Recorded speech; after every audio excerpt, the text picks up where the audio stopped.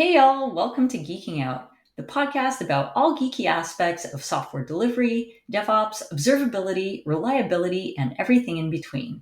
I'm your host, Adriana Villela, coming to you from Toronto, Canada. And today, geeking out with me, I have Renata Rocha. Welcome, Renata. Hi, nice to meet you. I'm Renata Rocha. I'm a principal of Cloud DevOps Security, actually platform engineering with Slalom Build. I have been at Slalom since 2019. I love my job. I love what I do, and I love technology. Awesome. And where are you calling in from today, Renata? I am based of Toronto, Canada, like Adriana. Okay. Yeah, Awesome. Yay, fellow Torontonian, fellow Canadian, and fellow fellow Brazilian. Canadian and fellow Brazilian as well. All Yes. the things, all the things. Cool. Okay, so we're going to start off with some warm up questions. First question, lefty or righty? I'm a lefty. I'm a very proud lefty. I do everything with my left hand. My right hand is absolutely useless. Yay, you're the first lefty that we've had, and I'm so happy to have a fellow lefty on the show because I too am a proud lefty. And International Lefty Day is on August 13th, so I did not know that. That makes total sense, by the way. I'm super excited for Lefty Day, and I always forget about it until after the fact, so I'm hoping I'll observe it this year. So lefties Awesome. unite. Okay, Please next unite. question. iPhone or Android? iPhone. It's interesting because I actually would prefer an Android, but it's been a while since they released a very small flagship Android phone. All the flagship Androids are huge, bulky phones, and I have very tiny hands. Okay, so I have been an iPhone user because it's the smallest flagship phone I could find in the market. I would Oh, go back to an Android any day if they release a smallest Android flagship phone. Okay, just because of that. yeah, fair enough. I actually miss the really small phones. Do you remember those little tiny Nokia phones that everyone used to have? The little chocolate Absolutely, I bars? love those. Oh yeah, they were so cute, right? Yeah, I'm under 5 foot tall. Okay, I'm very petite, so my tiny hands would rather have a small phone that fit into just one hand. I don't have like two hands to type. Yeah, Yes, they yeah. don't think about people like me when they I design know, phones. right? I do feel like we're outnumbered by like taller people here in Canada. Like awesome. Next question: Mac, Linux, or Windows? Oh, great question. I love Linux, but I have been a Mac user for a number of years. I think Mac offers a great desktop environment with also a great Unix-like system, so I can do everything in terms of programming development on a Mac with a pretty environment in front of me. But for systems, okay, my setup, my servers, they are all Linux, obviously. Windows is a no-no. I don't touch that. Okay. I'm kind of the same with you there, actually. Yeah, I cry every time I have to touch a Windows machine. I'm Oh my sorry, God, I Windows feel people. dirty. I don't mean to offend, but I'm just not my thing. No, no, I feel dirty. Okay. Yeah, awful. Eh. Next question: Favorite programming language? Oh, Python, absolutely. Me Yeah. too. I love Python. Yeah. Oh, Python is beautiful. It totally makes sense, you know. Oh. I spent many years thinking like, oh my God, I hate programming. I hate programming. And then one day I discovered Python and it was like, okay, I love programming. Yeah, I agree. I feel it's like a pleasure to program in Python. It always makes me happy whenever I touch Python code. So I totally get you. Yeah. Yeah. All right, next one: Dev or Ops? Oh, ops. Yeah. Yeah. I And kind of figured. I I kind of come figured. from a Yeah, I come from a sysadmin background. Okay, I have been a sys. I feel like inside of me there is a sysadmin. I will always be a sysadmin. Okay, so ops any day. Fair enough. Fair enough. And that will tie right nicely into our topic of discussion in a little bit. Okay, two more questions. I think I know the answer to this one. JSON or YAML? Um, YAML. Yeah, yeah. JSON is weird, and I think you can do pretty much everything with YAML. YAML is just easier, but I don't know. That's tough. Um, yeah, you kind of have to do it. Not my favorite thing. Can I just say HCL? Oh yeah, I'm right there with you actually because I always tell people like I feel like HCL is the love child of JSON and YAML because it's like it's got all the I think it's got the nice organizational stuff of JSON without like the clutter, which is what I like about Yes. YAML. It's uncluttered. So yes, I Yeah. am totally there with you. Yeah. It's just works in my mind. The first time I saw HCL, I was like, yeah, this is right. This just rings a bell, and yeah, I love it. I think it's beautiful. Totally agree. And for those who are not familiar with HCL, it's I think it stands for HashiCorp HashiCorp configuration language. I think that's what it stands for. Yeah. Yes, Yeah. that's right. Yeah. Which is used for all the Hashi products, which is super awesome. Yes. All right, And final. yeah, sorry. Oh no, go ahead. Finish the train of I was thought. just going to say that I'm a HashiCorp fangirl, okay? You know what? I have become too. Mostly, I know like you work with a lot of Terraform.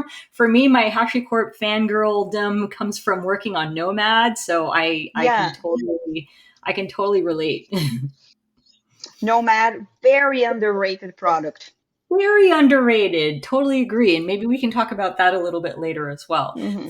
Final question. Do you prefer to consume content through video or through a blog? A blog, absolutely. I like reading stuff, okay? The video things, sometimes I'm on the bed and it's late at night and I don't want sound, I don't want to see things. And on a blog, I can just read at my own pace. Yeah, I prefer reading stuff. Yeah. Yeah, I'm the same way. Of all the people I've asked so far, like everyone is like blog over video. So Hmm. I've yet to encounter a video person. I know they're out there. But yeah, I've Yeah. yet to encounter one. And I'm the yet same way. you're making a video. Yeah. But this is also going to be out in audio. So I guess Okay. then there's the question: audio versus video. I'm more of an Audio audio versus person because then I can um I'm a podcast person, so I like to like walk and listen to podcasts. I like video. I need the visual cues. I don't Podcasts feel weird for me. I need to Yeah, see people talking. Yeah. I can appreciate that. What I do like is video with subtitles. Oh, that is perfect. Video with subtitles. Yeah, Right? that is. See, because you can read and then you can also see people's faces. Yeah. Yeah, I'm totally there with you. Cool. Well, let's move on to our main topic because, as you pointed out earlier, today is International Season Citizen.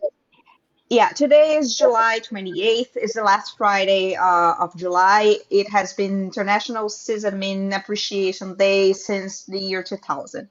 Like I said, I have been a sysadmin in the past, and then I moved to cloud engineering, platform engineering, we are doing it today. And I feel like these practices, okay, they wouldn't exist if it wasn't for the sysadmins of the early days. Okay, we wouldn't have these things if it wasn't for systems administration. So happy sysadmin day, although we won't be seeing this video later. But yeah, sysadmin day. Yay! So like from your background as a sysadmin, like what is it? Because you said ops over dev. What is it about sysadmin that you love so much that you think people like really underappreciate? The thing that people don't see is when you are a very good sysadmin and you know what you're doing, your work is supposed to not be seen. Okay, the sysadmin is supposed to be invisible because the system just works, and the sysadmin is someone that is not there because you don't need to see them. Okay, you only notice your sysadmin when things crash, when things are wrong, when things are broken. So if you are good at your job, you're not appreciated, you are not seen, you're not uh, present. Okay, so that is the interesting part of being a sysadmin. But it's very satisfying to look at your uptime and see that your systems are up, that things are working, that things are just fine. Okay, I love seeing all my monitoring statistics and seeing, yeah, everything is so finely tuned, everything is working so fine. That ties a little bit into observability as well. Observability is, I know you are observability person, okay?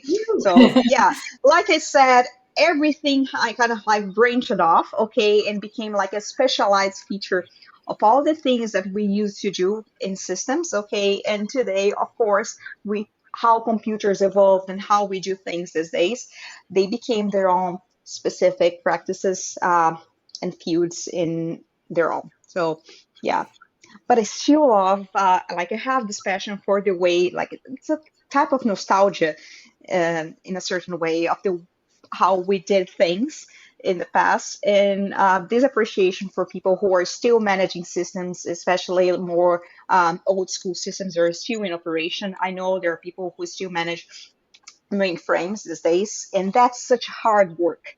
Okay, Yeah, it's amazing. Oh it's my a very God. specialized skill. Yes, yes, yes, and you don't find many of them. Okay, yeah.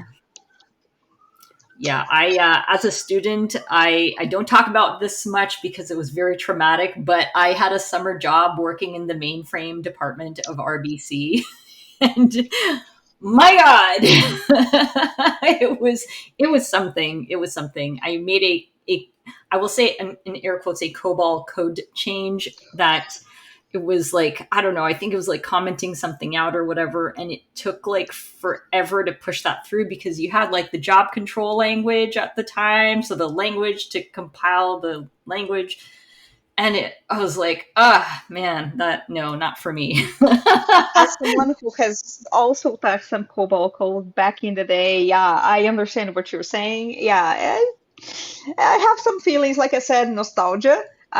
Not necessarily want to go back there, but I'm gonna say that I have played with some virtual instances running systems just for fun. Oh Okay, my just God. yeah, Very yeah, cool. Very cool. very, very cool. Yeah. So, as a sysadmin, what do you think has been like the biggest change that you've seen over the years as your, as technology has evolved, as your career has evolved? So, and I sometimes I talk to people that I interview, okay, and that are still working as sysadmins and they are moving towards platform engineering and what I think of what I used to do. And the biggest paradigm shift is that you used to log in directly into the machine, okay, and debug whatever was going wrong and fix it. So you had this control over each machine that you were running. Okay, you were very, very close to the system. Okay, to be quite honest with you, that feels very good. It Yeah. gives you a sense of control. And with cloud and platform engineering, you don't do that anymore. You simply don't log into the machine anymore. And you have so many layers of abstraction, especially if you're running something like serverless code. Hmm. Okay, you just, oh, something is broken, something is wrong. You just fix that on your Terraform code, for instance, and then you redeploy it. Okay, so you don't even go to the machine anymore. You just fix your code and you redeploy it, and then it's back up online. Yeah. So it is a different way of thinking on how you are going to troubleshoot the problems and how you are going to deal with whatever is running your code. So it works differently. Okay, it's a lot of abstraction on top of it, and you are not so close to the server as you used to be. And you are probably going to miss it when you start working with so many abstraction in front of it. Okay, I understand that, and like I said, I miss it. It it was fun, but at the same time, uh, it gives you a lot of power because you had to go machine by machine to fix the problems, and now you can fix the problem in hundreds of machines at the same time, and that is so amazing. That is so true. Yeah. Mhm. Do you think that like having been like, an old school sysadmin where you were like physically touching your machines, do you think that gives you a better appreciation then for the types of things that, are happening in the cloud versus, the newer folks coming into it who have not known sysadmin in that same way where you're like sometimes going into a data center and physically touching a machine. Do you think that gives you an advantage as a result? I hate saying better or advantage, but it gives me a different perspective. Hmm. Okay. I work with a lot of people who have never been inside a data center in their lives. And when I tell them that I used to work inside a data center and it's freezing cold, it's weird, there are like these noises, and it's kind of soothing. The noise of a data center. Okay, you just have to wear a jacket because it's so cold. Yeah, yeah, And they're like, "Oh my God, did you work at a data center? Like it was the craziest thing they've ever heard." And yeah, it was a great job, by the way. I liked it very much. Yeah, I would ride my bike to the office if the data center was actually downtown. I would ride my bike there and then work there all day. We didn't have like windows because it was a data center. Was felt like this box, like surrounded by computers for hours, and then I would ride my bike back home. Yeah, great job, loved it. All lots of cables. It felt so sci-fi, so cyberpunk. yeah, yeah. Data centers are so cool. If anyone ever has had an opportunity to like work at a data center or tour a data center, it is Center, surreal. it is surreal. Okay, it feels like living in the future. Yeah, yeah, Okay, like it's so disconnected from life, like all the people walking around, living their lives, and then suddenly you are in that box of computers, yeah, right? yeah. Yeah, And it's and like amazing. and you're holding the keys to the kingdom, to the computer kingdom, because like you've got like the admin passwords. You can do some serious damage, like as a sysadmin. I mean, even as like a cloud engineer, same sort of thing. But I think there's like it's a different feeling. It's a different feeling. Yeah, you have this power that, like, yeah, if you do something wrong, a lot of things go wrong. But at the same time, you feel so isolated from everything else that is around you because it's this black box, so completely separated from the life outside you. Like, I have the story that I was at the shop at the data center, and there was a city-wide blackout, okay, that lasted maybe a couple hours. Uh-huh. And I didn't know it was Ah, happening because the data center has backup generators, yeah, directly connected to yeah. whatever. And until someone told me, "Did you know there's a blackout happening outside? It's citywide." I was like, "No, I didn't realize that." Yeah, yeah, the entire city has lost power. Okay, amazing. That's why I like working here. That's so true. I have a similar story because when Toronto had that big blackout in 2003, I think it might have been before you moved here, I It believe, was right? before I moved here. Yeah. Yeah, yeah. Yeah. So in 2003, we had that massive blackout that lasted like a day and a bit. And I was working at a client site. The client at the time was Bell, and we were at we were in the building next door to their central office. So like the central office where they keep like all their network equipment and stuff, like Uh-huh. phone stuff, right? And so because we worked next door to the central office, there was backup. We had the backup power as well because the buildings were attached. So when there was the blackout, the lights blipped like very quickly. And then it was like all good. And so we're like, la la la, keep on working. And then at the end of the workday, like we start getting messages like, there's no power in Toronto. We're like, what? Meanwhile, there's like power in the building. The elevators were still working. Like everything was fine. And then you go outside, it's like complete chaos. Everything's out. Traffic lights, subway. Everything is out. Yeah.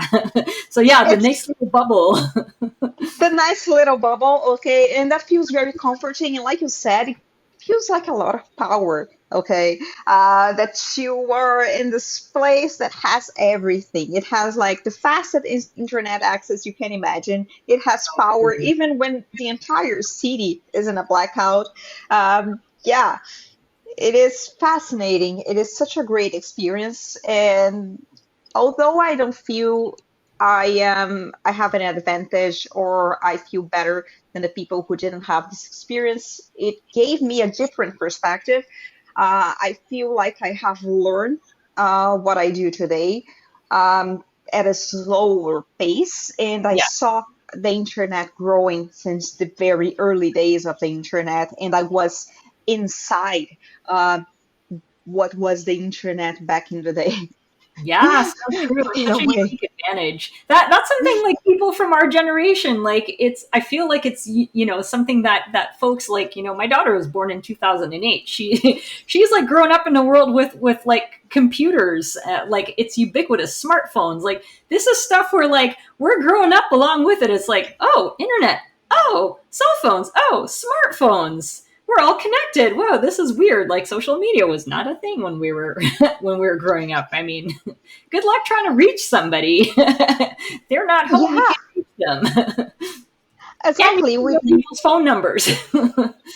phone numbers. Yeah, so, like when I was a kid, we didn't even have like phones, landlines so easily this way. And a lot of people didn't have landlines. My husband only had a landline when he was like 10 years old.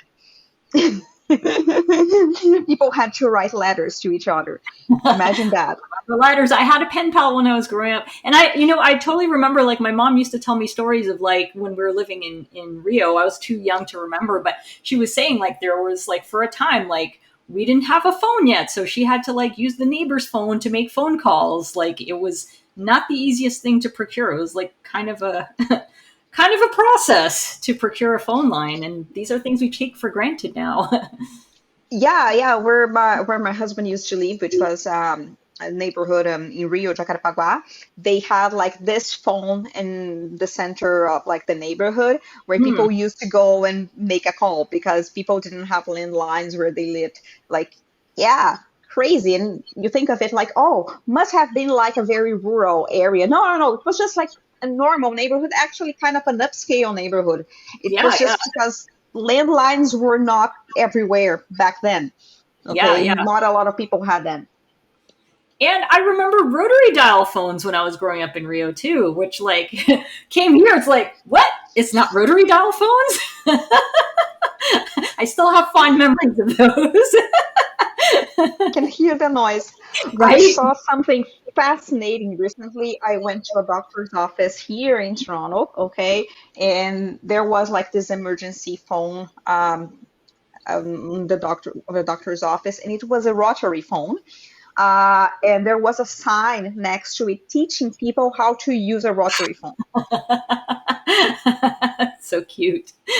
The things we Very take for cute. granted, we're like, of course that's how you use a rotary phone. And like, people are like, Yeah, yeah. Wait for the dial tone. After the dial tone, you put a finger on the number, and then, oh my God. And then you have to wait for it to like come back. Good times. I kind of missed Good rotary times. dial phones. Yeah.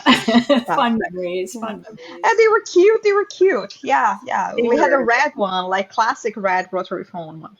Yeah, oh, that's adorable. amazing. It's better than my It beige was one. adorable. Yeah.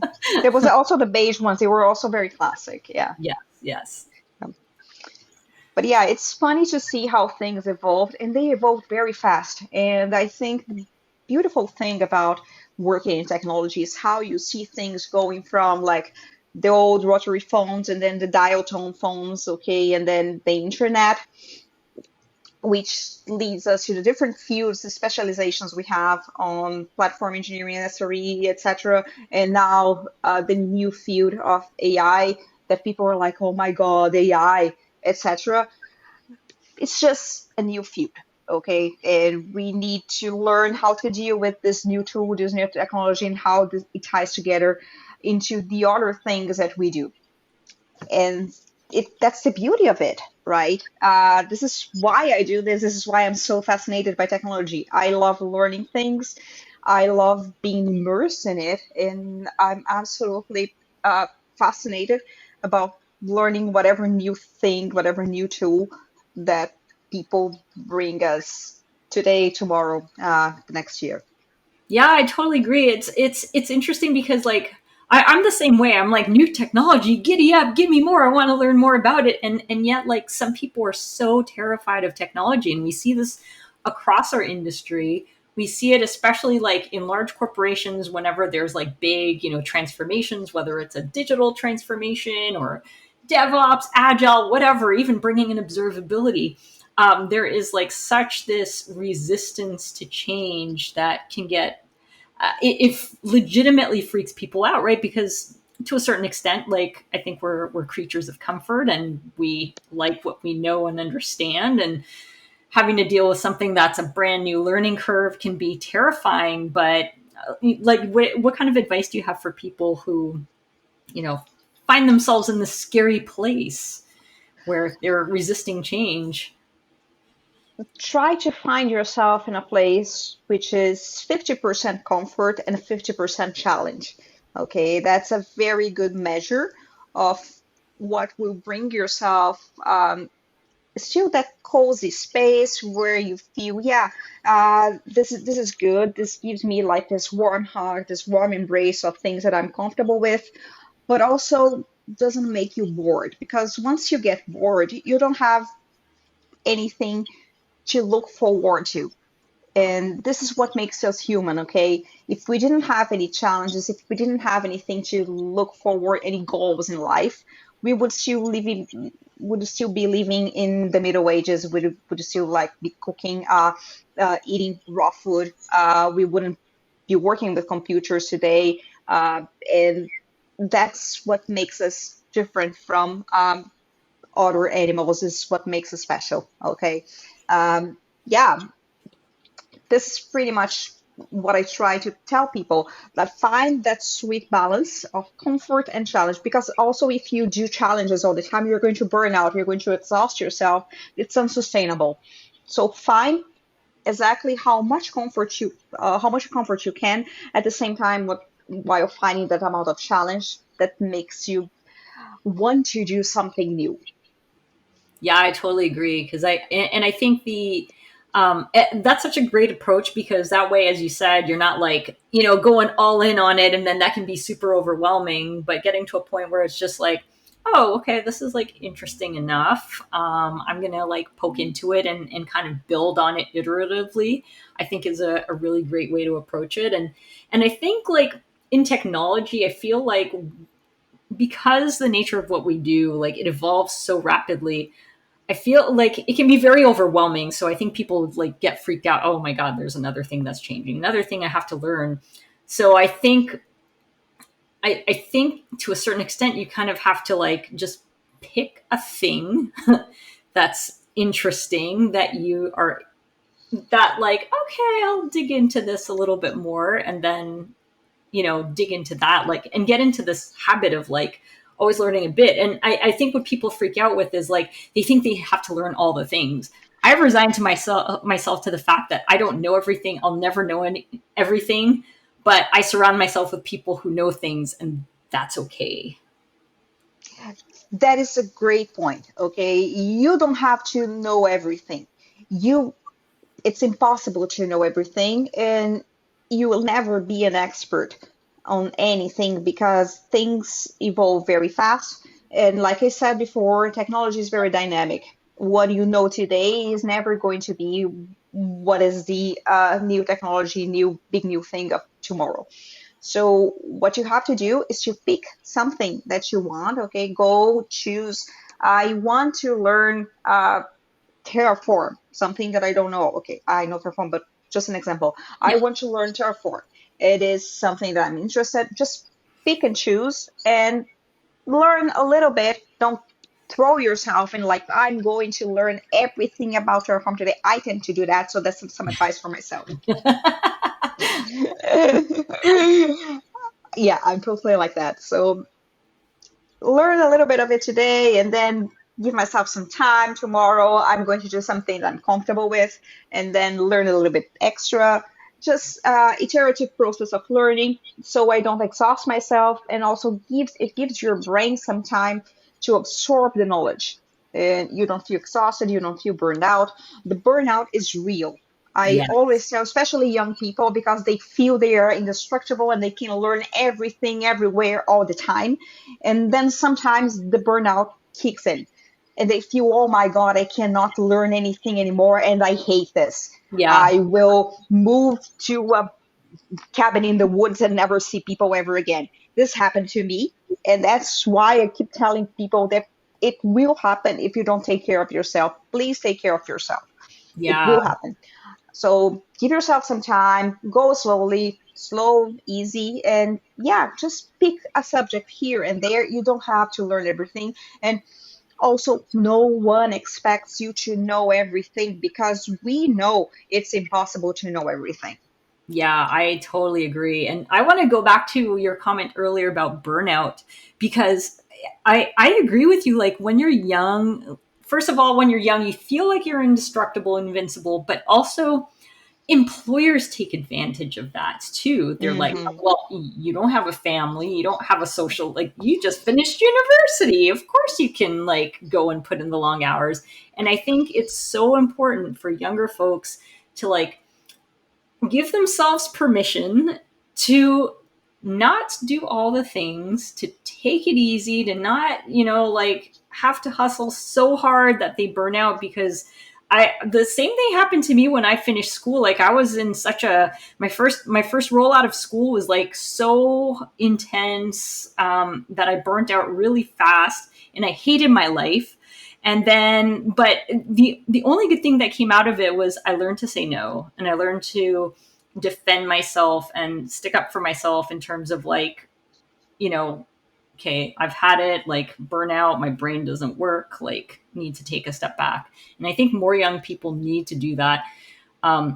Just because you are, young, don't have a family, whatever, don't have a partner, does not mean that you don't deserve to have a life.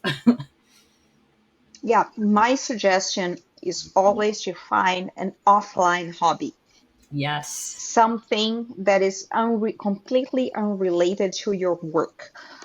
Learn to run, to climb, to do yoga, to paint, go learn to play the drums and musical instruments, something that is completely unrelated to your work. You don't need to do some unpaid work. That's what I'm trying to say. Yeah, yeah. Yeah, I totally agree. What's your go-to activity? I like to run. I like to cycle. I do yoga. I have a garden in the summer. I have a ton of activities that I do that are completely unrelated to work, and they help me not think about work. They make me healthy. They make me happy.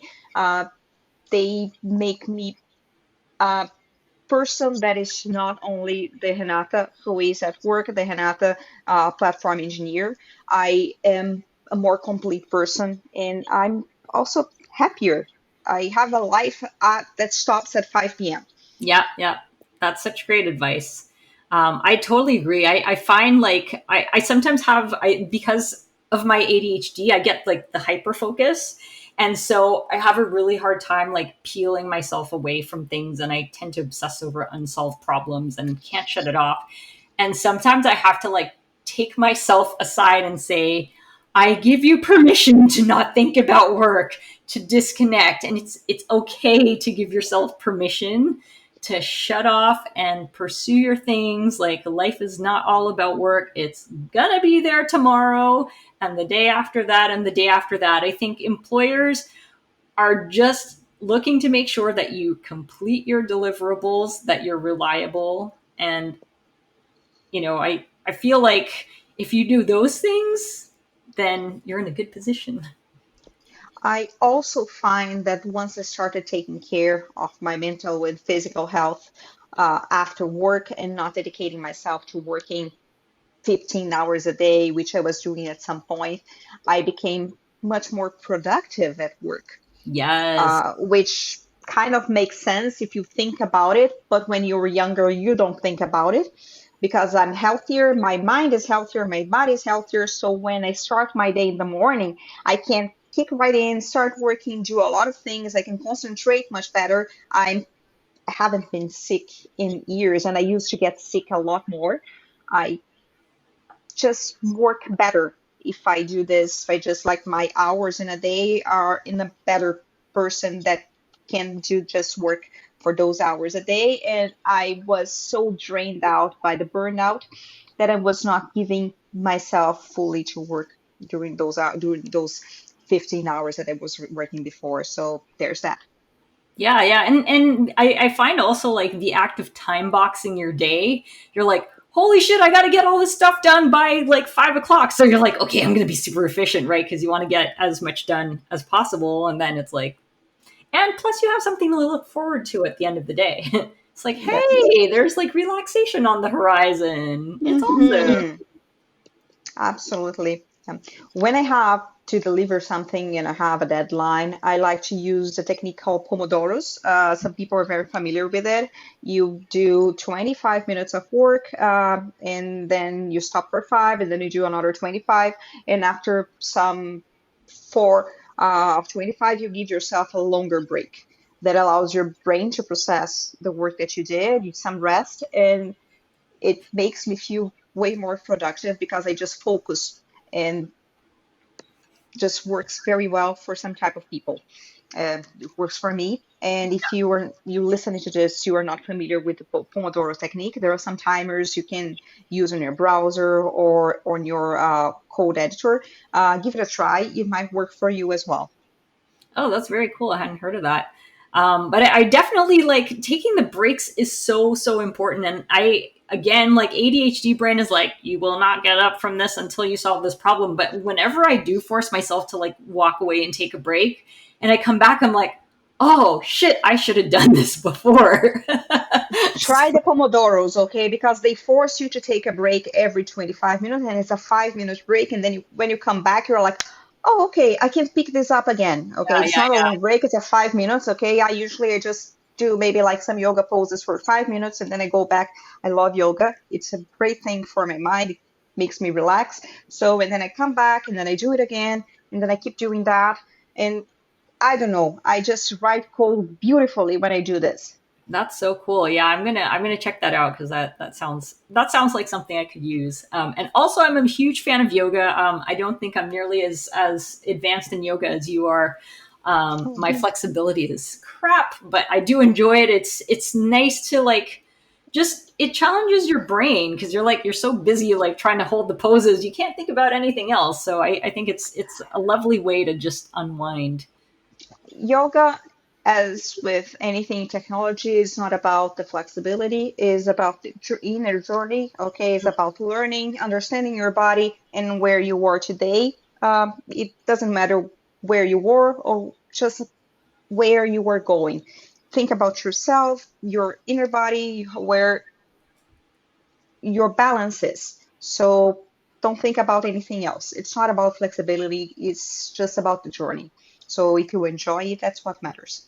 Yeah, that's actually a really good point because I when I first started yoga, I used to get like really mad that I was like, I look like shit doing these poses, right?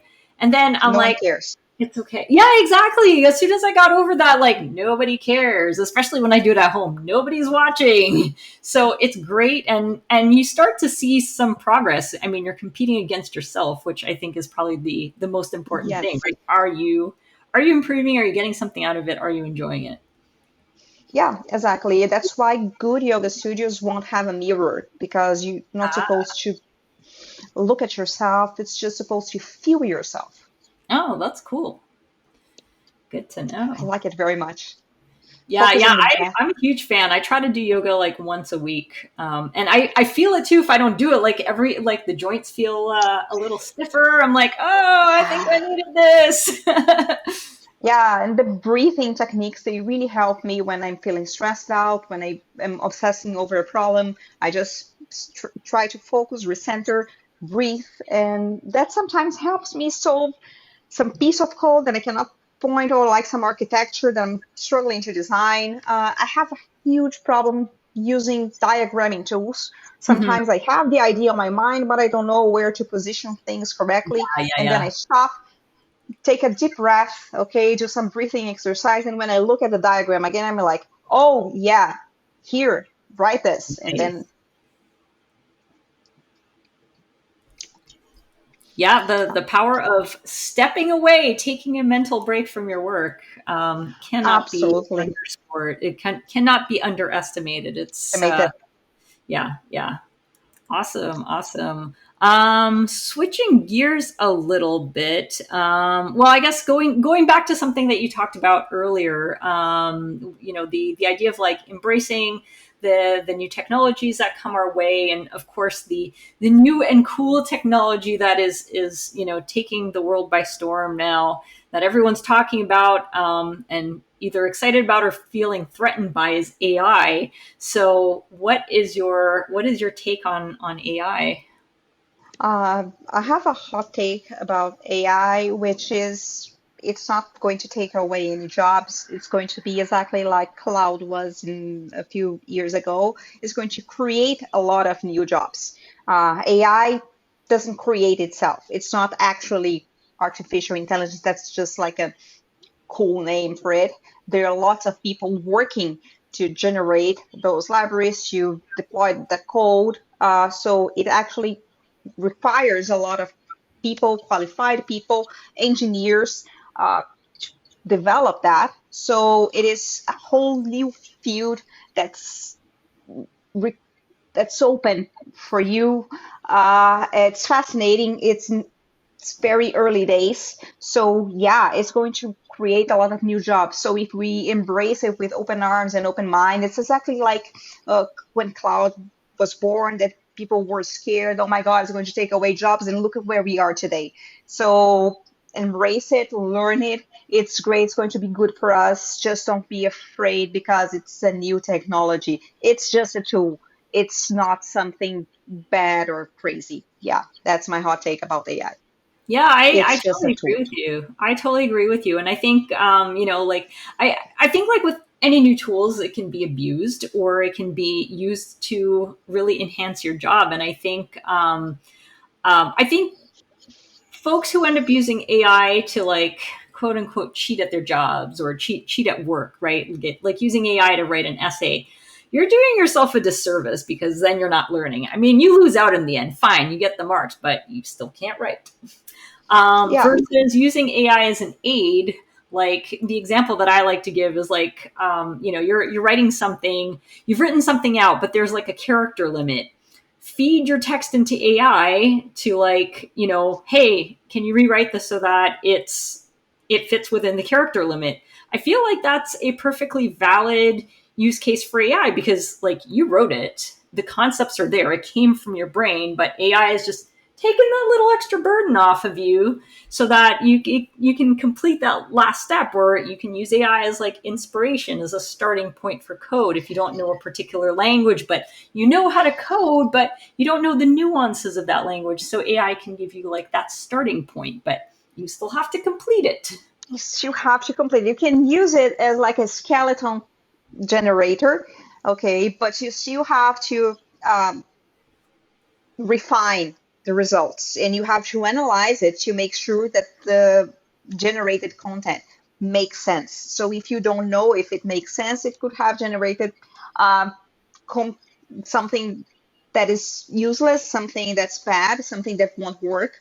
So a great idea, like something that I suggest to people, is ask AI to generate a recipe for Mm. bread. Something Mm. simple as a recipe for bread. Try Mhm. to make that bread. Sometimes it won't work, okay? Because anything that's bread related is kind of tricky. It's voodoo. Yeah, yeah, yeah. Bread, Yeah. bread can be tricky for sure. So yeah, so sometimes it won't work. Maybe it will work, but you can't be sure unless you have made bread before. Yep.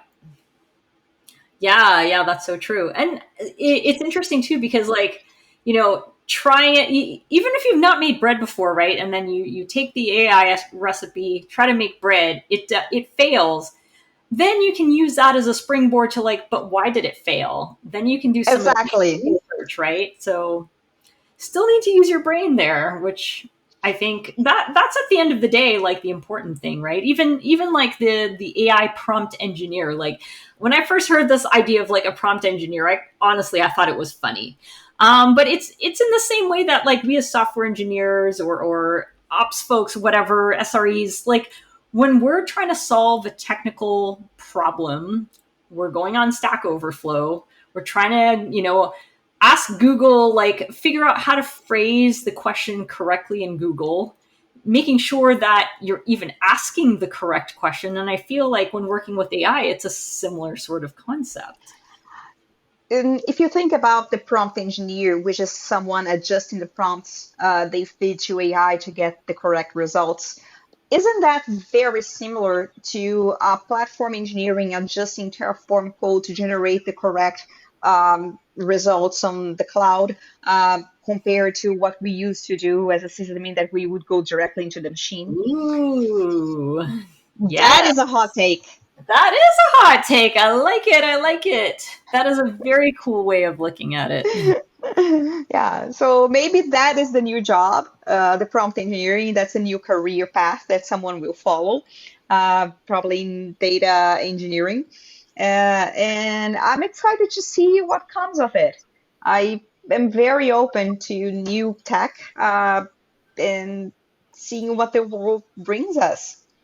Yeah, absolutely. I'm right there with you. I think prompt engineering can be very fun. Yeah, and don't be afraid of AI. I think there's some cool things that can come of it. It can really help with our jobs, and Yeah. it'll be exciting to see where it takes us. I was talking to someone yesterday about AI, and I'm like, oh, like could we ever find ourselves in a position where we end up with Skynet? And you always think about these things, but I don't think I love uh, Terminator.